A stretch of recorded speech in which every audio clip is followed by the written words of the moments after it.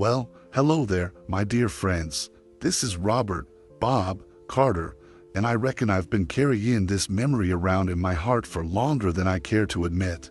It was early on the morning of May 17th, 2025, and I woke to the hush of a heavy summer storm drumming on the old tin roof above this strange house. I could almost taste the earth rising through the windows, that sweet, wet smell of pine and rain-soaked soil that always carries me right back to the hollers of western North Carolina where I grew up.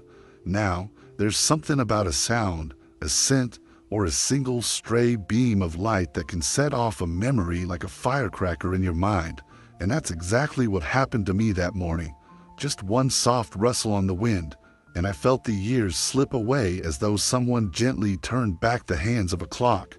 You see, I'm an old-timer, an engineer by trade and a woodshed tinkerer by hobby, used to carving little wooden birds and collecting antique radios in my father's workshop. But on that morning, I could hardly recall who I was or how I'd come to be in this mountain observatory. I could hear faint voices just beyond the door, telling me I'd been missing since the year 2000 and that I'd been working on some energy-saving engine in a private lab before an experiment went awry. I'll never forget the first thing I did when I opened my eyes. I reached for a battered wooden radio on the bedside table, its dial set to a static-filled channel that sounded like home, and in that crackle I heard the echo of my own past. Now, about 20 seconds into this little tale, if you've got a moment and you're enjoying my rambling, I'd be much obliged if you tap that like button, leave a comment to share your own memories, or even subscribe to stick around for the rest of this journey. There, I said it as easy as pie, without rattling the windows or shot-tearing the mood. Because why, you might wonder, is this still weighing on my soul after all these years? Well, it's more than curiosity. It's a longing for the warmth of my little riverside wedding back in those quiet North Carolina hills where I married the love of my life beside the gentle flow of water, and for the day our daughter toddled up to me with a drawing she made just for Daddy. Those moments still glow in me like embers in a hearth, and yet they feel so distant now, wrapped in shadows I can't quite chase away. As I lie here listening to the storm, I feel both hope and fear, wondering if I'll ever piece together the man I was, the places I belonged, and the family I thought I'd lost forever. So, friend, let me invite you in. Lend me your ear and your heart, and together we'll chase down these fragments of memory, stirring the embers until they blaze bright once more. I reckon I was no more than 8 years old when the world felt as wide as those endless mountain ridges outside my front porch. Back then, our little holler in western North Carolina was woven of sun-dappled mornings and the soft hum of cicadas in the pines, and I'd wake before dawn to the smell of Mama's coffee brewing on the old stovetop. Papa's workshop sat just beyond the garden fence, a low-slung wooden barn where he'd tinker on radios whispering stories from far-off towns, and where I'd spend hours watching him solder coils and wind copper wire, my bare feet skimming over sawdust and stray pine shavings. The early light would dance on the workbench, illuminating rows of tiny wooden carvings I'd made, a pair of bluebirds, a cabin perched on stilts, even a little steam engine that I'd painted with Mama's leftover watercolors. I believed then that kindness was the truest kind of magic, that a thoughtful word or a shared biscuit could bridge any distance between folks, and that, no matter how far someone wandered, they'd always find their way back home. On Sunday afternoons, our family would pile into Papa's old pickup, drawer seats creaking under our weight, and head down the narrow dirt road toward the river, where wild blackberries grew riotous along the banks. I'd scamper among the brambles, my pockets bulging with plump fruit staining my fingers deep purple, while Mama laid out quilts on the sun-warmed rocks and sang hymns in a voice softer than the breeze. My sister, just 2 years older, would bob her head to every note, clapping her hands in time, and Papa would grin, his rough hands steadying the banjo he'd brought for our own little concert. Those moments felt timeless, like the whole world paused to catch its breath with us, and I carried that ease in my bones as I grew taller and the edges of childhood blurred.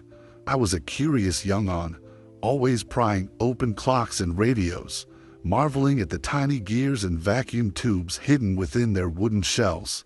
When I wasn't helping Papa in the workshop, I was up a tall oak in our backyard, leaning against a sturdy branch with a well-worn notebook in my lap, sketching ideas for some marvelous invention that might change the world.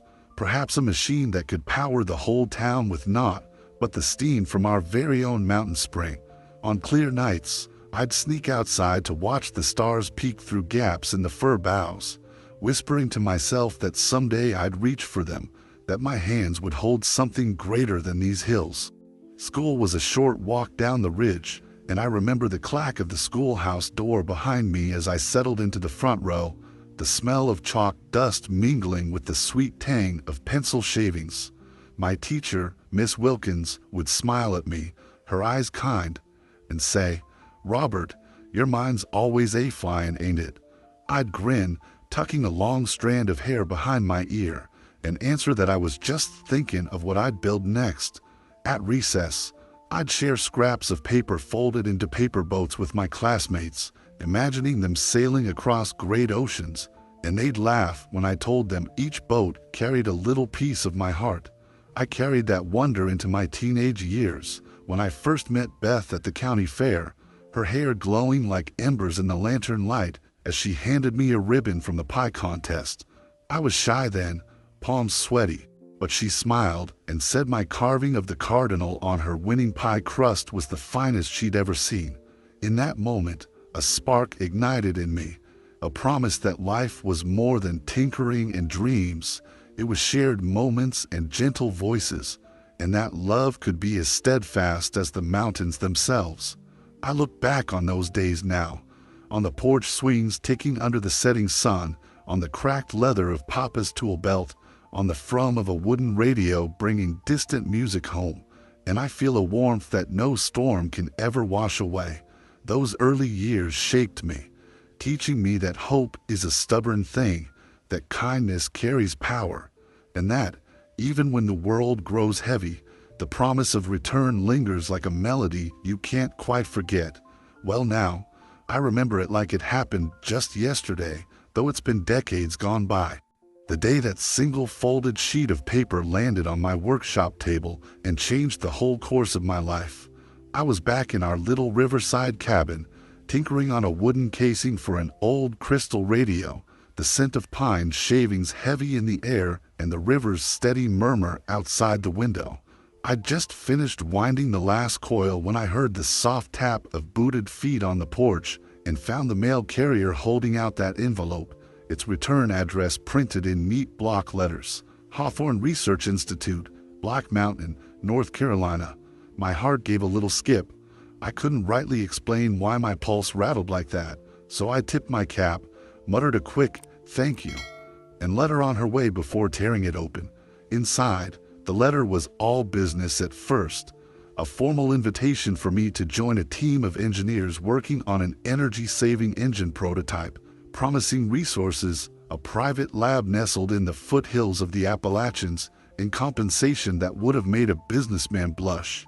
My hands trembled as I read the lines, one after another, until I got to the part where Dr. Hawthorne himself wrote, "Your reputation for inventive woodcraft and mechanical savvy precedes you, Mr. Carter, and I would be honored to have your talent propel this venture forward." I nearly laughed right out loud. Me, woodworker turned radio collector turned engineer for a secretive mountain lab, but there it was, in black and white, offering a chance I couldn't ignore. I paced the length of that tiny workshop, golden afternoon lights streaming across my boots, and thought back to every dream I'd ever carved into those pine blocks. Little steam engines, windmills, gears that clicked in perfect harmony. I'd always believed that kindness was the truest magic, but in that moment I felt something else, too. The stirring of purpose, the pull of something greater than carving wooden songbirds or fixing radios for fun. What if, just what if, this was the moment I'd been waiting for? My chest tightened with excitement and a pinch of fear, and I found myself whispering to the empty room, "Bob, you've never been one for half measures. You either dive in or drift on. By the time the sun dipped low and painted the walls rose and gold, I'd pinned my acceptance. I folded the letter with a care I'd saved for a cherished photograph and tucked it into my coat pocket. I remember slipping out the workshop door, the bell above it jingling softly, and taking in a long breath of the evening air, scented faintly with honeysuckle and promise. It felt like standing at the edge of a cliff, not knowing if the wind would lift me or send me tumbling, but I suppose that's how every great change begins, balanced on uncertainty, guided by the flutter of hope in your chest. That next morning, I loaded my tools into Papa's old pickup, wrenches, soldering irons, wooden models, and that battered radio I carried everywhere, and charted a course up the narrow mountain road. The forest closed in around me, the trees whispering secrets I could almost understand, and though a part of me ached for the familiar creak of our front porch swing, I felt a budding excitement blossom in my heart. When I finally rounded the last bend and saw the observatory's slate-gray silhouette against the misted sunrise, I paused, resting my hand on the steering wheel, and let out a low whistle. This was it, the moment my life took a turn from quiet hobbyist to something altogether more mysterious. I admit, I felt a twinge of regret at leaving the homestead behind, but I also sensed that whatever lay ahead would demand every shred of curiosity and kindness I'd ever learned. So there I was, suitcase in hand and head full of questions, stepping onto a gravel drive that led to locked gates and hushed voices. In the foyer, I met my first stranger of many, a kindly nurse who smiled behind her clipboard and told me, "Welcome, Mr. Carter, we've been expecting you." My heart pounded again, this time with anticipation, and I realized that day, as I crossed the threshold into that strange world of glass and steel, that nothing would ever be the same. That letter, simple, unassuming, had set into motion a chain of events that would carry me far from home, into experiments I'd scarcely dreamed of, and ultimately leave me lost for a quarter century. But in the sudden rise and fall of that moment, when I felt my pulse race and my breath catch, I knew I was ready, or at least, I thought I was. Well, I'll never forget the first week I spent behind those sterile glass walls, trying to find steady ground beneath my feet. It began simply enough, Dr. Hawthorne's lab humming with quiet machinery, nurses gliding down the hall in crisp uniforms, and me, fumbling with my toolbox as though every wrench felt foreign in my hand. At first, they were gracious enough, offering gentle smiles and light chatter about my contributions, but soon I sensed a shift in the air, an unspoken rule that curiosity had its limits and questions were best swallowed whole. I remember the day one of the senior researchers, a stern fellow named Watkins, cornered me by the workbench, his eyes narrowing as I asked about the safety protocols we'd agreed upon. He paused, then said, "Mr. Carter, you're here because you're talented, not because you need a refresher course in lab etiquette." His words landed like a slap across my pride, and I felt an unfamiliar sting of shame ripple through me, hot and heavy as a July afternoon back home. Inside, I wrestled with a churning tide of doubt. Had I misread that letter's promise? Was I foolish to leave the warmth of my old workshop for this cold, calculating place? I'd always believed that kindness and diligence would carry me through, but in that moment I questioned if those qualities even mattered here, amid whispering corridors and locked doors. My nights were the hardest. I'd lie awake listening to the wind rattling the windows and wonder if my daughter, now 25 years older, might instead remember her father's face and voice. Guilt would curl around my chest, heavy as a stone, for the life I'd left behind and the one I'd never get back. Then came the real blow, the fire. It wasn't a roaring inferno, mind you, but a small electrical blaze in the engine's control module that sent alarms shrieking through the halls. I dashed from my quarters in nothing but my socks and a faded flannel shirt, and by the time I reached the engine room, smoke had curled into the ceiling vents. Watkins barked orders, and nurses hauled hoses as I tried to help, but my hand shook so badly I dropped every spanner I picked up. I could taste bitterness in my mouth, a shame deeper than any I'd felt before. When the flames finally died down and the acrid smoke cleared, Dr. Hawthorne stood before me, his face unreadable, and asked, "Were you responsible, Mr. Carter?" My throat went dry. I opened my mouth to protest, but only a sigh escaped, heavy and sorrowed. Somewhere in that moment I realized that trust here was brittle as old pine, and one misstep could fracture it beyond repair. Through the chaos, though, I found a sliver of solace in a young technician named Emily, who had lingered by my side as the alarms rang out. She didn't scold or condescend. Instead, she placed a gentle hand on my shoulder and said, "We'll get through this. Just breathe." Her calm voice was like a cool breeze in that smothering heat, and for the first time since I arrived, I felt a small spark of hope. She stayed late that night, rechecking the wiring with me as I stuttered apologies and tried to steady my breathing. She didn't lecture. She just listened. But even her kindness couldn't fully tame the knot in my gut or the stirrings of fear that rattled my thoughts. I began to question whether I belonged at all. Did I have the strength to rebuild what I'd broken? Or was I doomed to fumble in the shadows of my own doubts? And as the days stretched on, a fierce dilemma took hold. Should I steel myself and press on, risking still more damage in a world that didn't forgive easily? Or should I turn away and chase whatever fragment of memory still flickered inside me, hoping that, perhaps, home was still waiting? Each morning I woke to that same storm-lashed sky, and each night I lay awake, haunted by the question that trembled in my heart: how much of myself was I willing to lose before I found the man I once was? I remember it like slow motion, the day the world tilted on its axis and everything I thought I knew came crashing down.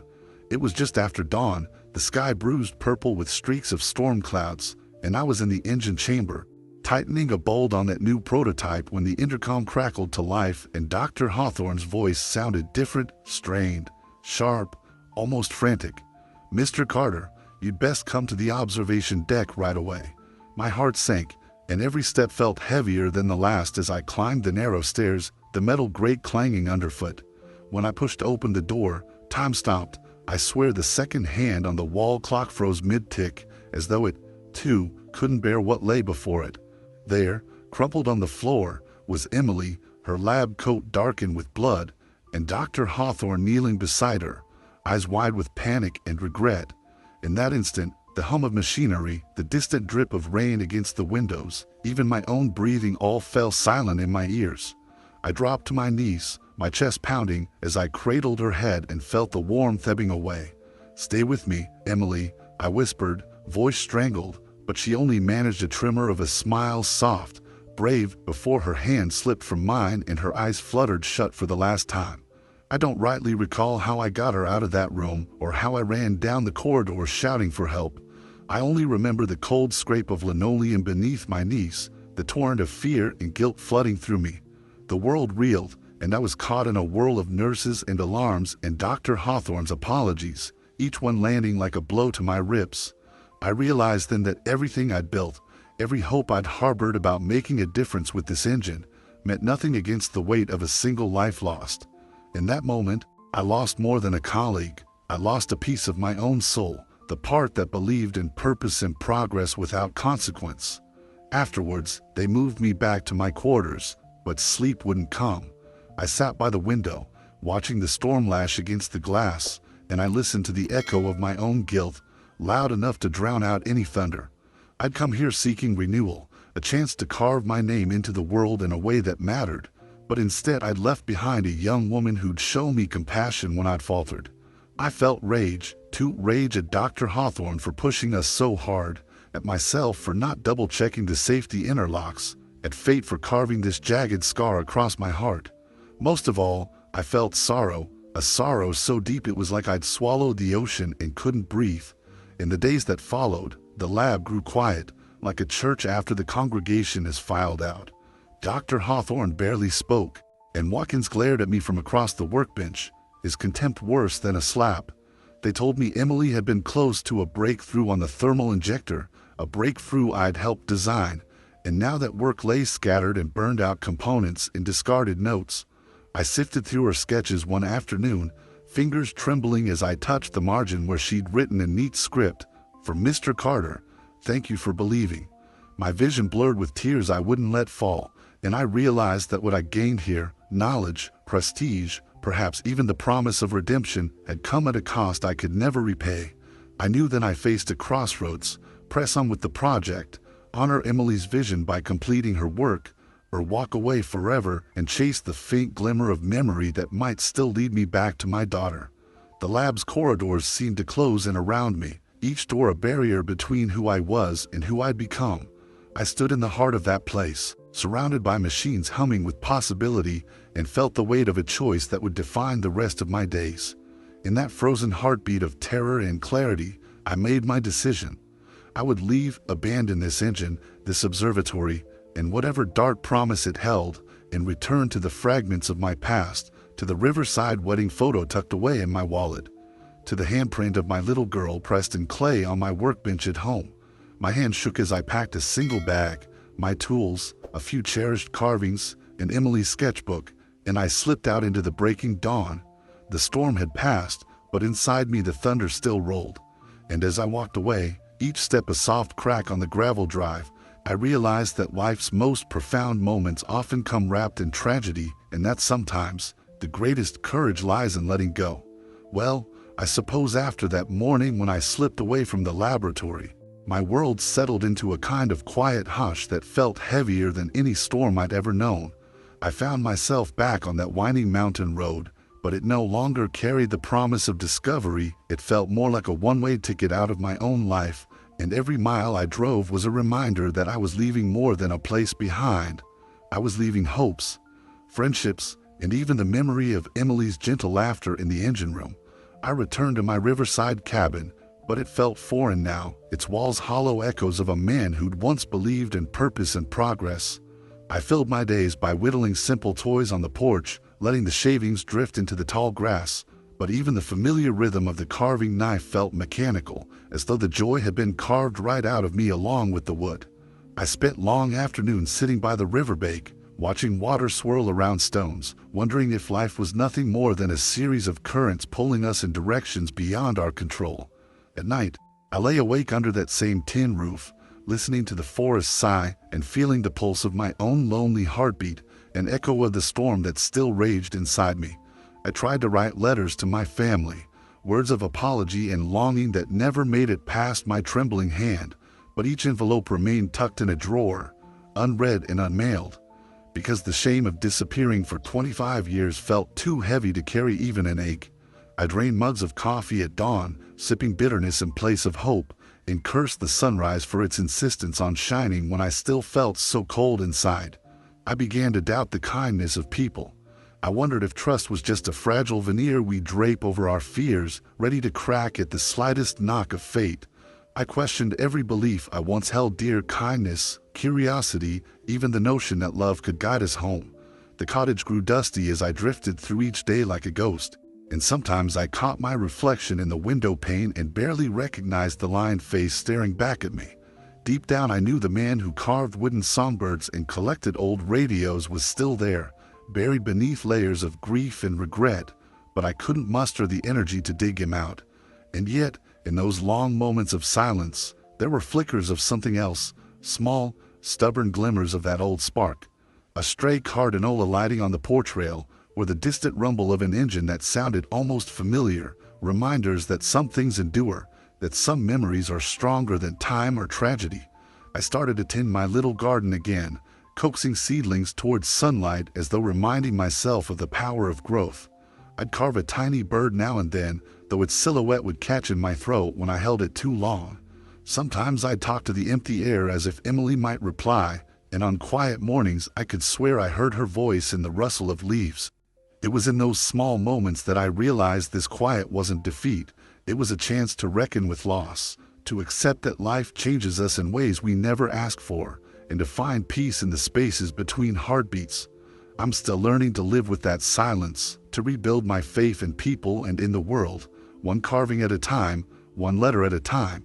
And though the emptiness lingers, I've come to understand that sometimes healing doesn't roar like a gale. It moves softly, like the first warm breeze of summer, promising that new chapters can begin even when old ones have ended.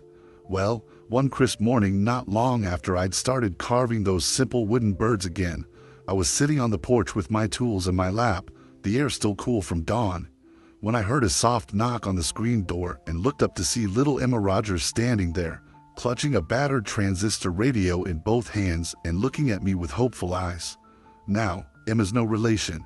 just the neighbor's granddaughter, but I'd watched her grow up playing by the riverbank, her pigtails bouncing as she chased fireflies. That day, she held out that old radio and said, "Mr. Carter, can you fix this?" That used to play my grandma's favorite station.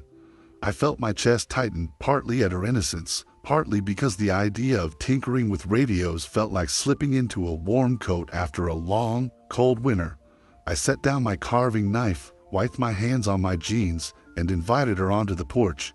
As I pried open the worn wooden case and peered inside at the dusty coils and frayed wires, I felt a spark flicker in my heart for the first time in ages. My fingers, though a bit stiff from so many silent days, found their old rhythm winding coils, tightening screws, coaxing life back into that radio's guts. When I turned the dial and static popped before flowing into the gentle voice of an old-time country station, Emma's face lit up brighter than the morning sun. She squeezed my hand and said, "Thank you, Mr. Carter. Now I can listen to Grandma's songs again." In that instant, I realized that purpose doesn't have to arrive all at once in a grand explosion. It can come softly, like a whisper through the radio waves, reminding you why you started tinkering in the first place. From that moment, I felt a cautious optimism blossom, a promise that my skills still mattered, and that perhaps I could stitch together a new chapter from these small acts of kindness. Over the next few days, Emma stopped by every morning, eager to learn, and I found myself showing her how to wind a new coil, how to test a circuit with a simple battery, even how to carve a tiny wooden tuning knob when the original had cracked. She asked endless questions, and I answered as best I could, pausing now and then to swallow the lump in my throat that told me how much I'd missed this, teaching, sharing, passing on bits of knowledge that felt like precious heirlooms. Her curiosity reminded me of that boy I once was, dreaming up windmills and steam engines in my notebook against the oak tree. I began sketching again, too, drafting ideas for a small solar charger that could power her little radio when the skies were gray. A humble invention, but one that felt honest and right. Each pencil stroke on that yellowed pad felt like a step away from the shadows of regret and toward a light I'd thought forever extinguished. One afternoon, as the sun slanted low and cast long shadows across the porch floor, Emma's grandmother came by to fetch her. She watched us finish soldering a simple circuit board and said softly, "Bob, thank you for bringing her such joy." I tipped my hat in answer that it was she who gave me back a piece of my own joy, though I didn't use such fancy words. After they left, I sat alone in the gathering dusk, the smell of solder and pine shavings hanging in the air, and I felt something shift inside me, a gentle stirring of hope, like the first breeze before a summer storm. I realized that even at my age, life could offer second chances, that healing could begin with a single spark of purpose, and that sometimes the best way forward is through helping someone else find their way.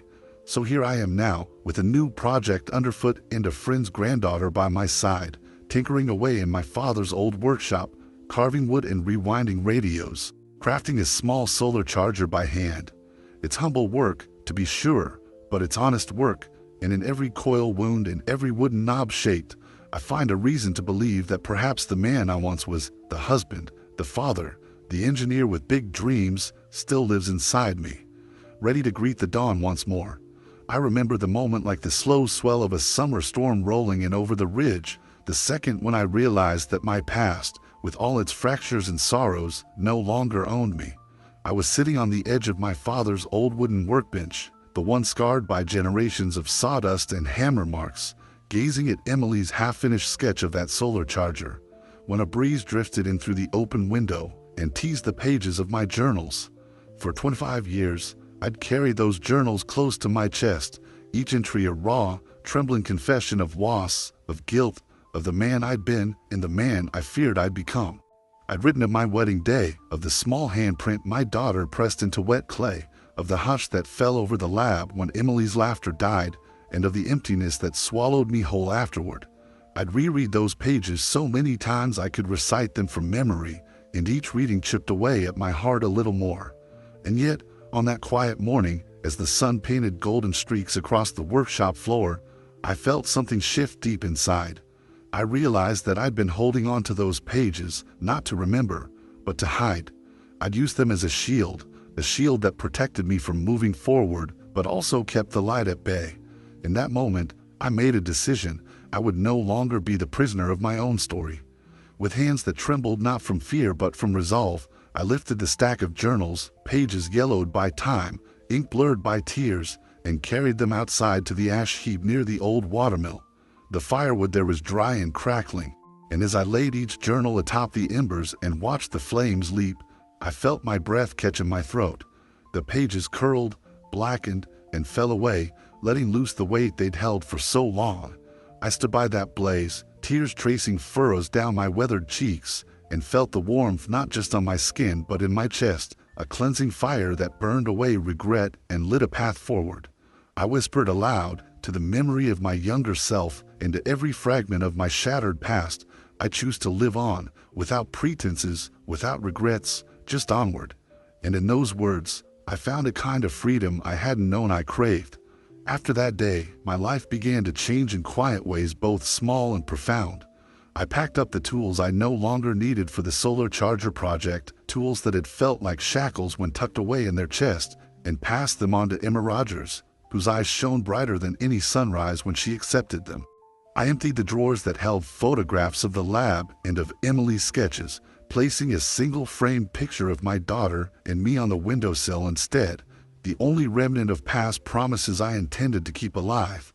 I opened my heart to my neighbors, inviting them for dinner and laughter on the porch, letting the aroma of cornbread and coffee mingle with old stories and new friendships.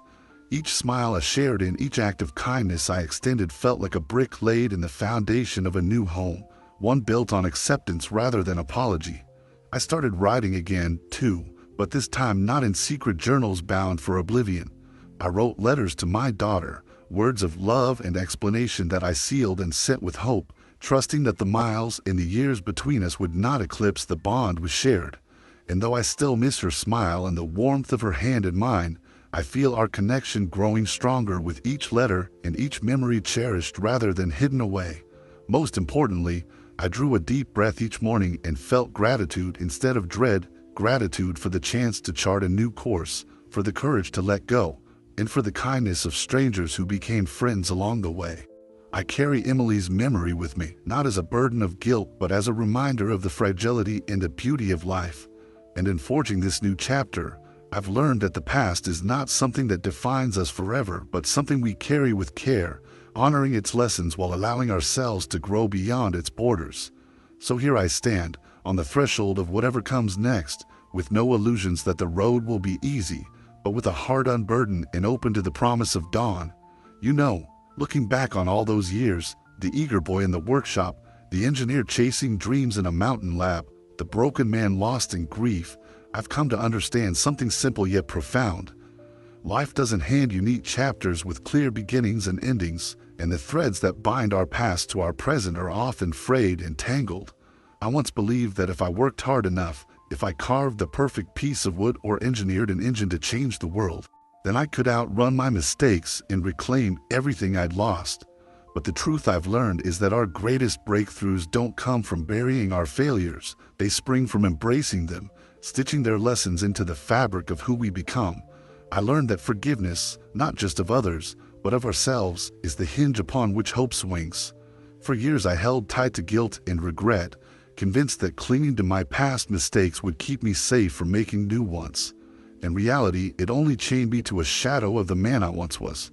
When I finally let go, when I burned those journals, shared my skills with young Emma, and penned letters to my daughter, I discovered that the heart is a muscle that grows stronger by stretching beyond its comfort zone. Now, when I wake to the song of cicadas or the drip of rain on the roof, I feel the same wonder I had as a child, tempered by a wisdom that comes from surviving storms rather than avoiding them. And so, dear friend, if there's something you've been carrying, shame you're ashamed to admit, a dream you've set aside because it's too late, a relationship you've let slip into silence, perhaps the time has come to meet those burdens with compassion rather than fear. Maybe your most valuable work isn't a perfect invention or a monument of success, but the quiet act of offering kindness to yourself and to someone else. Maybe the real engine that powers our lives isn't built in secret labs, but in the small connections we forge over a repaired radio, a shared carving, a letter sent without expectation. If you've been waiting for a sign, for permission to put down your burden and pick up a new purpose. Consider this your invitation. Life's truest momentum comes when we choose to move forward, not by ignoring the past, but by carrying its lessons lightly, with gratitude for the ways it shaped us. After all, even the longest journey begins with a single step, and sometimes the bravest step is simply choosing to keep walking. Well, my friend, here we are at the end of our little journey together, and I hope you can feel the warmth of a porch swing beneath you and the soft hum of cicadas in the summer dusk as you listen. This story isn't just about a man who disappeared in the year 2000 and woke up 25 years later. It's about all of us who carry memories like lanterns in the dark, guiding our steps even when we can't see the path ahead. I've shared with you the smell of pine and rain on an old tin roof, the taste of fresh-baked cornbread on a Sunday afternoon, the echo of a little girl's laughter across a riverside wedding. I've told you of loss so deep it almost broke me, of mistakes that hung over me like thunderclouds, and of a fire that forced me to reckon with the fragility of hope. But more than anything, I've told you about the power of choosing again, choosing kindness, choosing to carve new candles of light from the driftwood of our past, choosing to write letters when the silence grows too loud. Today, I'm no longer the frightened engineer scrambling to fix a broken engine, nor the shadow of a father lost to tragedy. I'm a man who's learned that forgiveness can rebuild more than bridges, it can rebuild lives. I'm a grandfather who still carves tiny wooden songbirds, who still wins coils for that old radio, and who still holds on to the possibility that love, real love, never truly fades. And so, I leave you with this. Our stories are not mere echoes of what once was, but living threads woven into the moments we share today. They remind us that every sunrise holds the promise of a new memory, and every heartbeat is an invitation to let go of regrets and reach for something kinder. And what about you, dear listener? Do you believe true love should find its way back? I sometimes close my eyes and imagine her standing on that porch, her hand pressed to the screen door, and a part of me believes she still remembers my voice calling her name. Maybe, just maybe, today is the day we all find our way home.